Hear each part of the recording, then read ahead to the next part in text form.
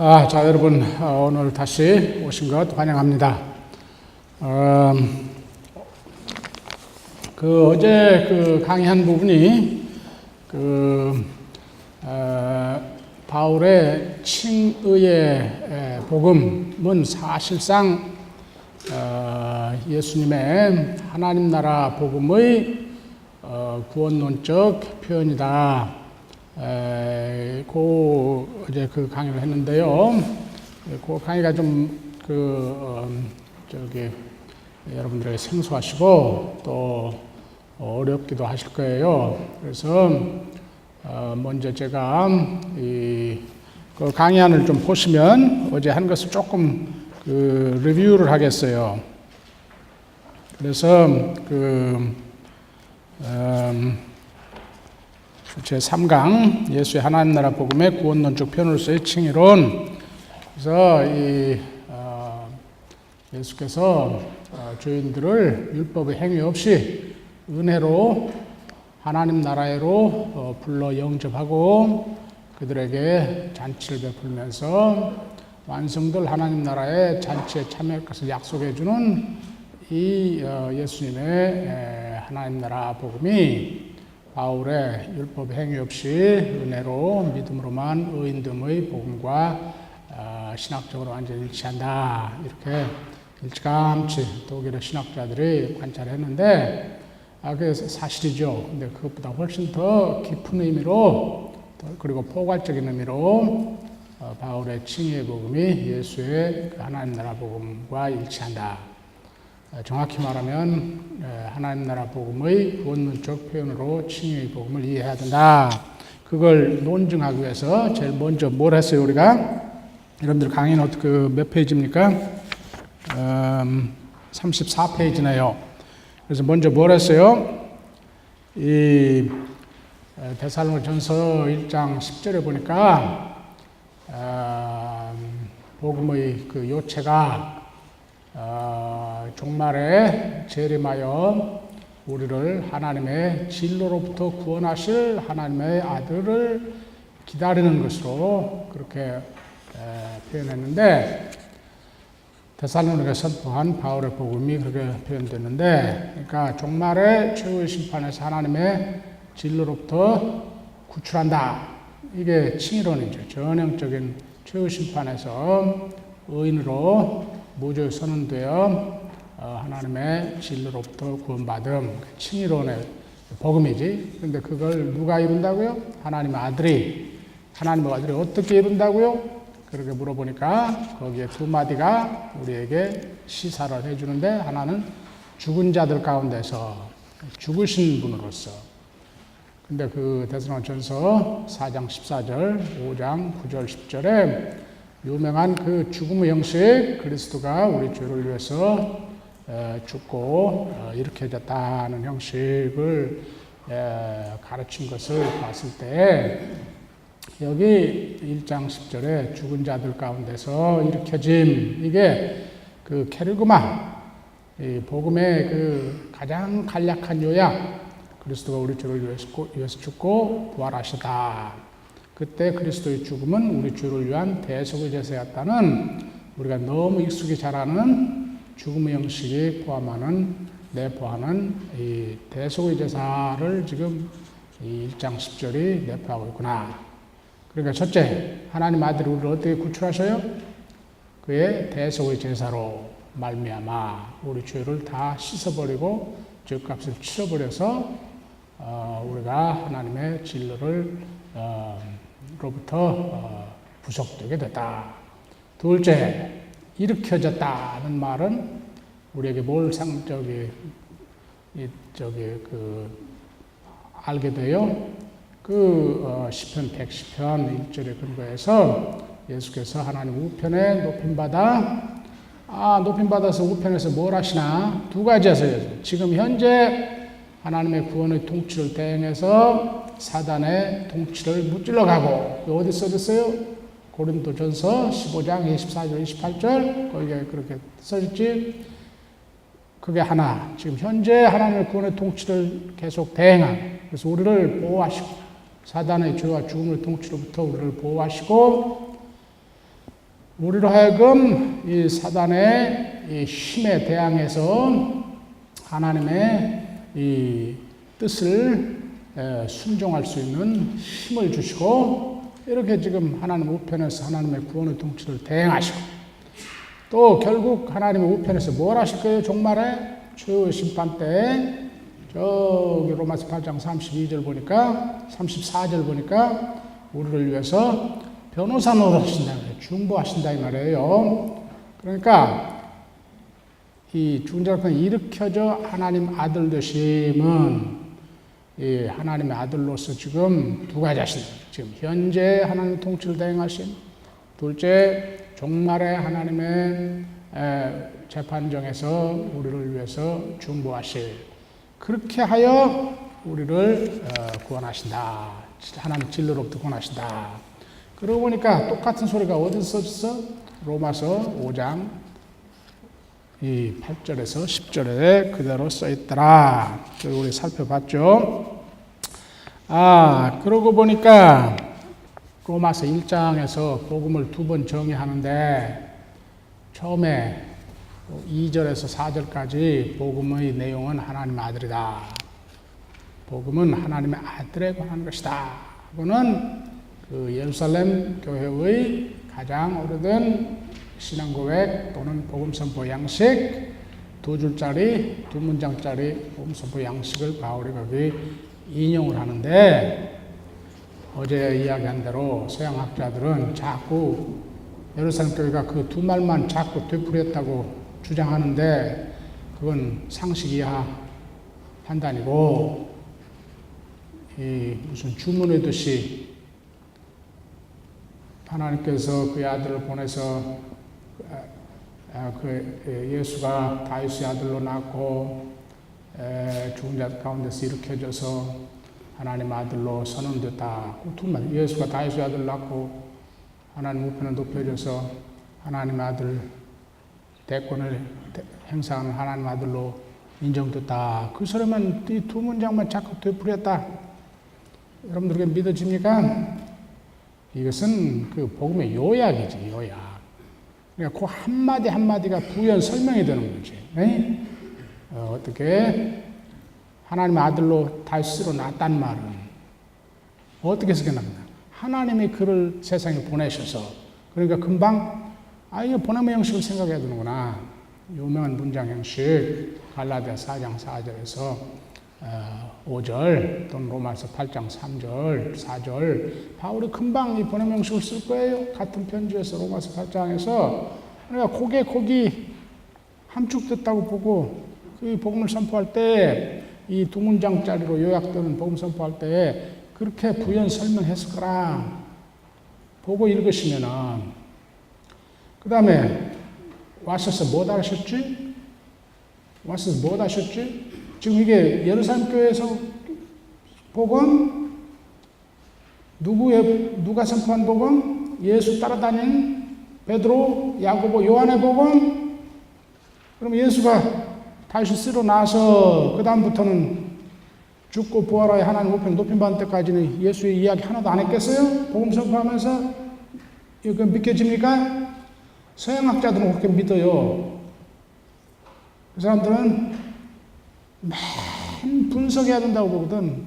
근데 분석을 정확히 하면 그거 아는데, 분석을 써진 대로만 해. 이 사람들 근본주의자야, 근본주의자. 실증주의자, 그 원자주의자라고 그래, 내가. 원자주의자. 예, 꼭 거기 있어야만 돼. 거기 써 있어야만 믿어. 그러니까, 데살로니가전서 1장 10절에 하나님 아들이 우리를 하나님 진리로부터 구출한다는 말이 거기 그렇게 있는데, 바울이 그 말을 데살로니가전서 5장 9절 10절에 한번 되풀이해요. 하나님께서 우리를 이 진로애로 예정한 게 아니고 구원을 받도록 예정했다. 그 진로란 말 한 번 더 써. 이 진로란 말은 법정적 개념 아닙니까? 형벌, 법정, 최후 심판 이야기거든. 최후 심판에서 하나님 진로로부터 노인받으니 뭐예요? 그게 칭의론인지 뭐야? 근데 칭의론이라는 동사가, 의롭게 한다는 동사가 헬라 말로 디카이오거든. 그러니까 이 디카이오라는 동사가 안 나오니까 칭의론이 없다는 거예요. 이 데살로니가 전서에는. 근데 이 디카이오라는 동사가 없다. 또는 의라는 디카이수네라는 명사가 없다. 그런데 저기 4장 6절에 보면은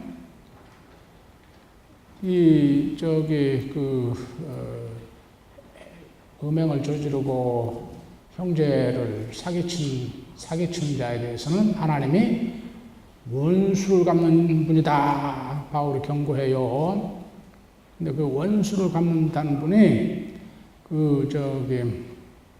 디카이오시스, 원수 갚음. 이 디카이오스네, 디카이오 같은 말이거든. 저 심판 때 원수 갚는다네. 벌 준다는 말이에요. 사실 딕 언어가 하나 나와. 그런데도 이 데살로니가 전서에 칭의는 없다고 자꾸 주장을 하는 거예요. 이 답답한 친구들이. 근데 하여간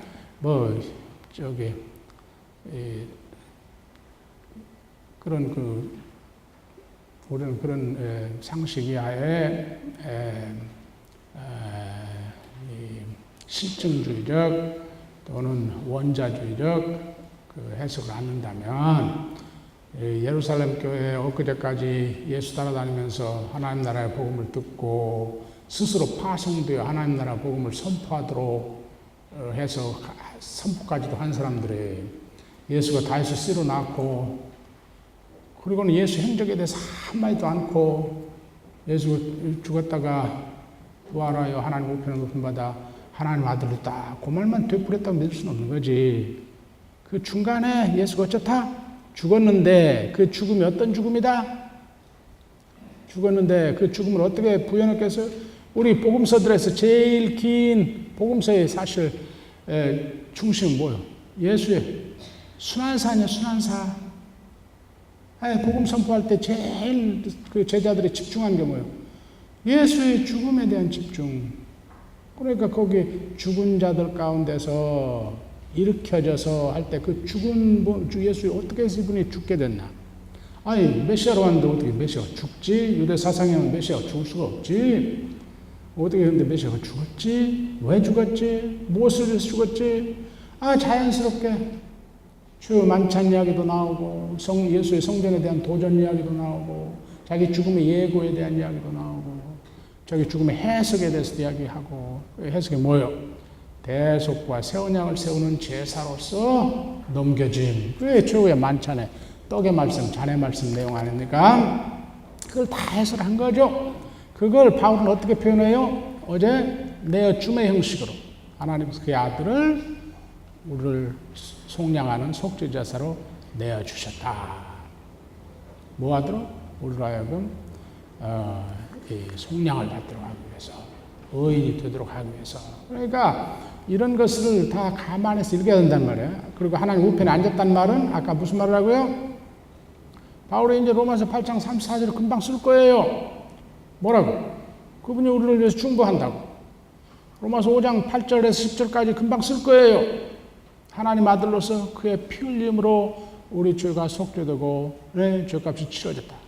그리고 그의 생명으로 우리를 구원의 완성에 이르게 하실 것이다. 그의 생명으로 그가 죽은 자 가운데서 일으켜진 분으로서 이 중보로 최후의 심판에서 우리를 중보하여 의인됨의 완성을 보게 한단 말이에요. 구원의 완성을 보게 한단 말이에요.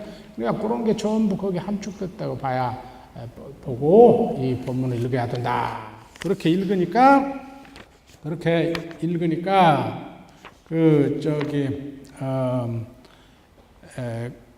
그리고 그런 것들이 로마서에만 나온 게 아니고 바울이 이미 쓴 다른 편지들, 특히 고린도전서의 14장, 고린도전서 15장 24절 28절에도 나오고 골로새서 1장 13절 14절에도 나오고 하는 것을 쭉 우리가 본다.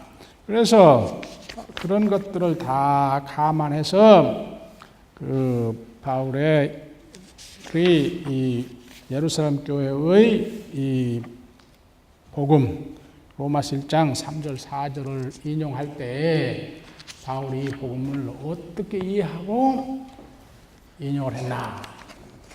또는 바울이 가령 로마인들에게, 고린도인들에게, 데살로니가인들에게 이 복음을 선포할 때에 어떻게 부연 설명하면서 이렇게 요약된 복음을 선포했겠나?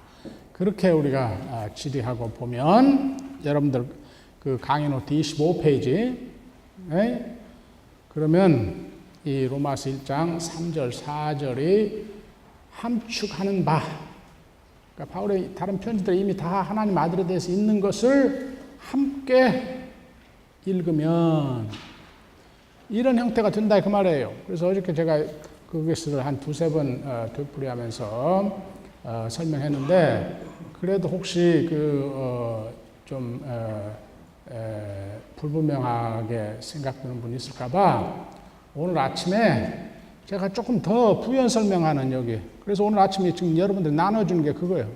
나눠준 간지로 거기 25페이지에 어제 한 것에 가운데에 작은 글씨로 삽입한 것이 부연 설명이에요. 여러분들 더 잘 알아듣도록. 네? 그러니까 이제 이걸 한번 읽어보십시다. 같이.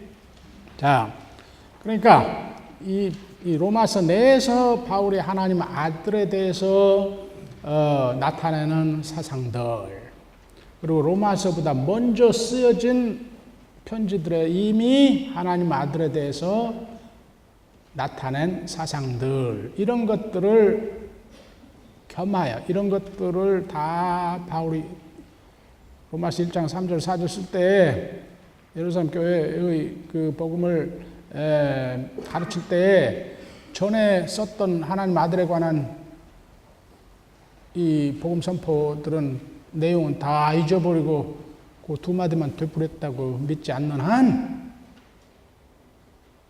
그런 하나님 아들에 관한 사상들을 다 함축하여 예루살렘 교회의 복음을 선포하면서 설명했다고 믿으면 예루살렘 교회 복음이 이런 형태를 갖는다 이 말이에요. 이런 뜻을. 네? 자, 한번 읽어주십시다. 하나님께서 선지하신 그의 아들을 보내시어 육신이 되게 하시되 다윗의 씨로 나서 메시아 곧 종말의 구원자의 사역을 감당하게 하셨다. 그런데 종말의 구원자 메시아 사역은 뭐냐? 사단의 죄와 죽음의 통치 아래 떨어진 인류와 세상을 구속하여 자신의 나라로 회복시키는 일을 감당하게 하셨다. 이게 보냄의 형식의 내용이에요. 이게 지금 보냄의 형식의 내용. 그러니까 여기다가 지금 로마서 8장 3절 4절을 썼는데 거기다 하나 더 쓰세요. 갈라디아서 4장 4절 6절 4절 5절 4절에서 5절까지 6절 아니고 5절. 그래서 하나님은 메시아 예수로 하여금 하나님 나라의 복음을 선포하고 죄인들을 회복하는 일을 하고는, 우리 공간복음서 보면 예수께서 주로 하신 일이 하나님 나라 복음 선포하고 회복하는 일. 회복하는 일이 제일 많이 하는 게 뭐예요? 죄인들을 회복하는 일. 그런데 가끔 스펙타큘러하게 병자들 치유하는 일. 그것도 회복하는 일.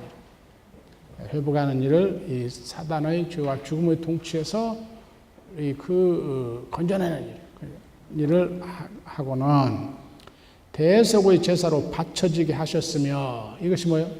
내어줌의 형식이죠. 어디에 쓸 거예요, 바울이? 8장 32절에 쓸 거예요. 8장 3절에도 썼어, 이미. 8장 3절에도. 그의 몸에서 죄를 정죄하셨다 한 말이 그 말이에요. 그의 몸에서 죄를 정죄하셨다. 8장 3절. 그것도 8장 3절도 쓰세요.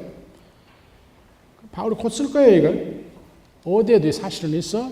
로마서 5장 8절 10절에도 두 번이나 되풀이돼서 하나님 아들의 죽음을 통해서 하나님 아들의 피로 우리가 의인으로 칭함을 받게 됐다. 우리 죄의 문제 해결돼서 죄 용서가 돼서 이런 것들이 다 바울이 곧 쓸 거예요. 로마서 5장 8절 10절 8장 3절 네, 8장 32절. 그러니까 이 1장 4절에 죽은 자들 가운데서 일으켜짐, 죽은 자들 가운데서 예수의 죽음에 대한 언급에 그 의미가 다 들었다고 봐야지.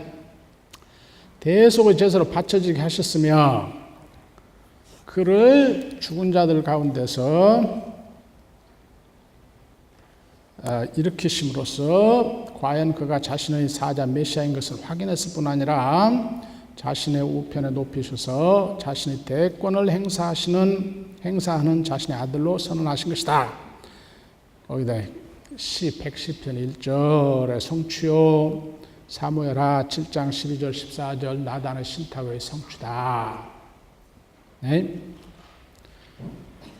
이리하여 예수 그리스도는 아까 누가 질문하셨어요? 이 예수가 하나님의 아들, 메시아가 하나님의 아들이다는 사상이 어디서 왔는가? 이 구약에서 왔다니까요. 사무엘하 7장 12절 14절 그 전통을 이어받아서 다윗의 씨가 이 하나님의 다윗의 왕좌에 오를 때에 항상 뭐라고 선언해요? 시편 2편 7절 너는 나의 아들이다 선언함으로 다윗의 후손이 다윗 왕좌에 앉아 하나님의 백성 위에 하나님의 통치를 대행하는 정통성을 얻는 거예요. 합법성을 얻는 거예요. 하나님의 아들로서 하나님의 통치를 상속받아 대행함. 솔로몬이 그래서 다윗 씨가 하나님 다윗 왕 위에 앉아 하나님께서 그를 그의 왕 위에 일으켜 자신의 아들로 선언함으로 솔로몬이 하나님의 백성 이스라엘에게 통치권을 얻은 거예요. 그게 어제 내가 얘기했듯이 포로기 이후에 다윗 왕조가 종말에 다시 한번 회복되리라고 믿는, 다시 말해 나단의 신탁이 다시 한번 성취되라고 믿어서 종말에 다윗의 메시아를 하나님께서 다시 일으킨다. 그래서 다윗 왕위에 앉힌다. 다윗 왕조를 재건한다. 그래서 이스라엘에게 태평성도를 가져다 준다. 이게 메시아 대망이지. 그러니까 메시아가 무슨 자격으로 하나님의 백성 이스라엘 통치해? 하나님의 아들의 자격으로 하나님의 통치권을 대행하는 자로서 그 말이에요. 그러니까 하나님의 아들의 이 구약과 유대교의 메시아 칭호들 중에 하나이며 다윗의 아들이랑 마찬가지죠. 다윗의 아들이고 하나님의 아들이에요. 동시에 뭘 말하는 거예요? 이 종말에 하나님의 통치를 대행하는 자 그런 뜻이에요. 아까 어떤 분이 그 질문했던데 자 이리하여 예수 그리스도는 만유의 주가 되어 왜 만유의 주가 됐어? 하나님의 통치를 대행하는 대권을 행사하는 하나님의 아들이 됐으니까 그걸 다른 말로 하면 주라고 내가 얘기했죠. 하나님 아들과 주라는 그 칭호들은 어떻게 둘이 다 하나님 통치를 대행한다는 의미에서 같은 칭호라고. 근데 하나님 아들은 하나님과의 관계를 나타내는 칭호이고 하나님의 통치를 상속받는 신분, 그 지위, 자격을 나타내는 거고 주라는 칭호, 그걸 대행을 실행하는 실행 쪽에 포커스를 맞출 때는 주라는 칭호를 쓴다. 어제 내가 얘기했는데 그렇게 차이가 있지만 사실은 같은. 그래서 만유의 주가 되어 하나님 통치를 대행하여 지금 죄와 죽음의 사단의 통치를 멸망시키고 그로부터 인류와 세상을 구속하여 하나님 나라로 회복시키는 사역을 감당하고 있으며 어디에 써 있어요? 고린도전서 15장 24절. 지금 현재 하나님 통치를 대행해 간단 말이에요. 지금 하나님 우편에 앉아서 뭐해? 혼자 고고히 저 알라같이 하나님 우편에 앉아있기만 하는 게 아니야. 뭐예요? 이 사단의 세력을 무찔러 간다잖아요. 평정해 간다잖아. 그 소리에는 무슨 소리예요? 그러니까 하나님 아들이 지금 하나님 우편에서 뭐래? 하나님의 왕권을 유인받아가지고 뭐해? 상속받아가지고 사단의 세력을 발등상 만들어가는 과정이라고, 소탕해가는 과정이라고. 그 말은 그걸 구원론적으로 해석하면 하나님이 그의 백성들, 하나님 나라로 회복된 의인들 우리를 보호하시고 인도하시고 힘주시고 이 사단의 통치에 그 시험에 저항하고 그걸 이길 수 있는 힘 주시고 그런단 말이에요. 그래서 사단의 통치를 박멸해 간다는 말이에요. 지금 현재. 네? 그러니까 하나님 나라가 예수 때만 있은 것도 아니고 종말에 예수 재림 때만 있는 게 아니고 지금 현재 하나님 주 예수 그리스도의 통치를 일어낸다. 우리가 그런 통치를 받는 백성이 됐다. 그 말이 의인 됐다는 말이에요. 하나님 올바른 관계 회복됐다. 그 말이에요. 대행하여 죄와 죽음의 사단의 통치를 멸망시키고 그로부터 인류와 세상을 구속하여 하나님 나라를 회복시키는 사역을 감당하고 있으며 그런데 어떻게 감당해요? 성령의 힘으로 해. 하나님의 영의 힘으로. 그걸 보여주기 위해서 어저께 이 본문 끝난 뒤에 이 칭의의 삼위일체론적 구조를 데살로니가전서 3장에서 예를 들어서 저는 보여드렸는데 감당하고 있으며 이 점을 아주 잘 설명하는 것이 사도행전이에요. 사도행전에 중심 본문은 구약 본문은 시편 110편이거든. 누가의 신학의 중심은 포커스는 어디?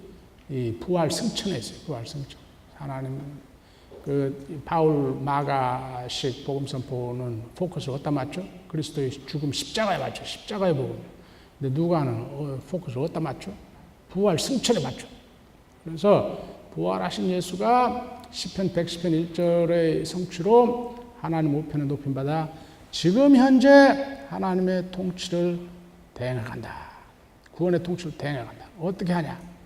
그의 땅 위의 백성들 간에 그의 영으로 임재하시면서 그의 영이 뭐예요? 성령으로 임재하시면서 그의 영으로 힘주시면서 성령으로 힘주셔서 교회를 통해서 사단의 이 묵시문학적으로 말하면 우주적 선과 악의 대결의 관점에서 말하면 사단의 세력을 극복해 가는 거고 이 인간 중심의 구원론적으로 말하면 사단의 통치가 가져온 고난들을 제거해가는 빈곤이며 갈등이며 병고며 제거하는 것으로 이 그리스도 주 예수 그리스도의 통치가 성령의 도움으로 성령의 힘을 받은 그의 교회를 일꾼으로 써서 그의 교회를 그의 나라의 일꾼 또는 군사로 써서 계속 세상의 구원을 이루어간다. 그게 사도행전이죠. 누가 하시나? 바울도 똑같아요. 바울은 이 예수의 죽음에 포커스를 더 맞추지만은 바울이 예수를 주라고 할 때마다 그 신학이 거기 있다는 걸 여러분들이 잊지 말아야 돼요. 그 이해가. 네? 지금 여기 하나님 아들을 하는 대권을 행사하는 하나님 아들이 되었다. 그 속에 누가가 말하는 사도행전 신학이 다 들어있다. 그거 잊지 말아요. 여러분들. 잊지 말아요. 알겠습니까? 그러니까 자, 그게 어디 써 있어? 바울 서신 온갖 곳에 다 써있지만 가장 환하게 잘 설명된 게 고린도전서 15장 24절 28절 어제 살펴봤잖아요. 네. 자, 지금 현재 하나님의 나라가 그의 아들의 나라로 그의 아들의 그 대권 대행으로 이렇게 나타난다. 사단 세력의 박멸. 사단 세력 박멸하는 말은 곧 사단 세력으로부터 우리를 구출된 우리를 계속 의인들을 계속 보호하시고 인도하시고 그리고 미래 어떻게 최후의 심판 때 그렇게 회복된 칭의된 하나님의 백성 자녀들을 위해서 하나님 아들이 중보하게 되었다. 근데 로마서 8장 34절은 중보하게 됐다 말로 끝나지 않지. 38절까지 웅변하죠. 그래서 어쩐다? 드디어 모든 사단의 세력들 결국 죽음까지도 전부 박멸돼서 우리가 그 위에 승리하게 한다 하고 승리의 노래로 끝나지. 그래서 고린도전서 15장 24, 28절에 말하는 그게 끝장이 나는 거예요. 그래서 그 사망을 포함한 모든 악의 세력, 높음이나 깊음이나 뭐나 이전 것이나 현재 것이나 뭐나 칼이나 무엇이나 뭐게 죽음이나 뭐나 다 우리가 승리하고 만다. 사단의 세력을 완전히 극복한다 이 말이에요. 이게 하나님 나라의 미래. 최후의 승리, 완성. 누구를 통해서? 하나님의 아들을 통해서. 이런 것을 지금 바울이 로마서 전체에서 표현하고 있는데 이게 다 함축됐다고 봐야 돼. 하나님 아들의 고백에, 요 말에. 그러니까 이걸 다시 하나님 나라의 관점에서 다시 정리하면 그 다음 문단이 그거예요. 그러므로 로마서 1장 3절 4절에 하나님의 아들의 복음은, 이때 하나님 아들의는 그 소유격적 속격이 아니고 이런 걸 목적격적 속격이라고 해요. 하나님 아들에 관한 복음이라 그 말에. 하나님 아들에 관한 복음은 하나님께서 그의 아들을 통해서 그의 구원의 통치를 하셨고, 하나님 나라의 과거, 그의 아들을, 내가 그걸 부연 설명하느라고 조그마한 거 싫어. 그의 아들을 다윗으로 보내 그의 나라를 선포하고 병자들을 치유하고 주인으로 회복하게 하였으며 대속과 새 언약의 제사로 바쳐지게 하셨고. 이게 뭐예요? 역사적 예수를 통해서 나타난 하나님의 아들, 하나님 나라의 과거. 현재도 하나님 우편에 앉은 그의 아들을 통해서 그의 구원의 통치를 행하시고 계시고, 그의 구원의 통치를 어떻게 행한다고요? 아까 이미 설명했는데 다시 한번, 그의 아들로 하여금 사단의 세력을 굴복시켜가고. 고린도전서 15장 28절 28절. 네. 사단의 세력을 굴복시켜간다는 말은 또 우리에게는 무슨 말이 돼? 우리를 사단의 세력부터 보호하고 인도하고 그걸 이길 수 있는 힘을 주시고, 그 말이에요. 그게 하나님 나라의 현재. 하나님 나라 현재가 어떻게 나타나요? 하나님 아들의 통치로 나타납니다. 장차 올 최후의 심판에서 그의 구원의 통치를 완성하실 것이다. 하나님 나라의 미래. 어떻게 완성하실까요? 그의 아들로 하여금 자기 백성 의인들을 변호하게 하시고 사단의 자녀 세력을 완전히 제거하게 하실 것이다. 8장 31절부터 38절까지 라는 소식의 선포인 것이다. 로마서 1장 3절 4절이 요 말이에요. 요 말. 네? 다시 설명하면 곧 하나님의 구원의 통치, 그걸 누가 대행해요? 하나님 아들이. 그러니까 하나님 아들의 구원의 통치에 과거, 현재, 미래에 관한 선포이다. 그러니까 하나님의 복음, 로마서 1장 2절. 바울이 뭘 하도록 택정을 받았어요? 사도로? 뭘 하도록? 하나님의 복음을 선포하도록. 그런데 이 복음은 무엇에 관한 거다? 하나님의 아들에 관한 거예요. 그러니까 하나님의 복음이 동시에 하나님의 아들의 복음이야. 아들에 관한 복음. 알겠습니까? 그걸 함축해서 같이 쓰기 위해서 하나님 슬래시 그리고 하나님의 아들의 복음이라 내가 썼다고요. 거기.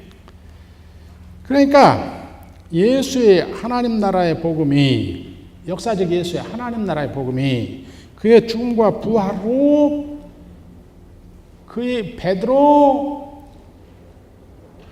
요한, 야고보 등 예수의 하나님 나라 복음을 듣고 배우고 함께 선포했던 그의 제자들이 그의 죽음과 부활 후 새롭게 표현한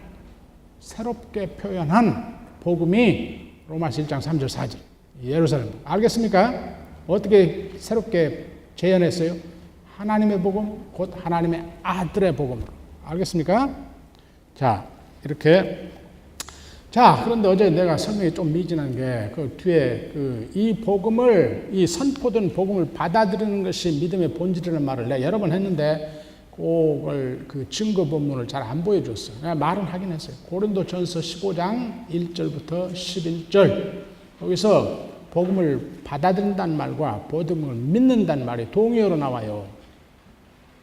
그래서 이 물트만 이런 걸 잘 밝혔는데, 이 신약에서 믿음의 의미가 여러 가지인데 가장 기본 의미가 선포된 복음을 받아들임이에요. 거기서 다른 의미들이 파생이 돼요. 그러면은 구원을 받아. 왜? 복음은 뭡니까? 역사적 객관적 구원의 사건에 대한 진술이야. 내러티브야, 내러티브. 역사적 구원에서 그리스도에 의한, 종말의 메시아에 의한, 종말의 구원자에 의한, 거꾸로 이렇게 말합시다. 하나님의 그의 메시아 아들을 통한 종말의 구원의 사건을 서술한 것이 복음이에요. 역사적 구원의 사건의 서술, 진술, 그걸 선포. 그러니까 뉴스지, 소식이지. 이러이러한 구원이 그리스도를 안에서 그리스도 통해서 일어났다. 서술. 그걸 받아들이면은 그게 믿음이에요. 믿음이 뭐예요? 그 역사적 구원의 사건을 오늘 나에게 실존적으로 효력을 발생하게 해요. 효력을 발생하게 해요. 그래서 이 믿음으로 우리가 구원을 얻는다. 그러는 거예요. 근데 믿음의 가장 근본 의미는 본질은 선포된 복음을 받아들임.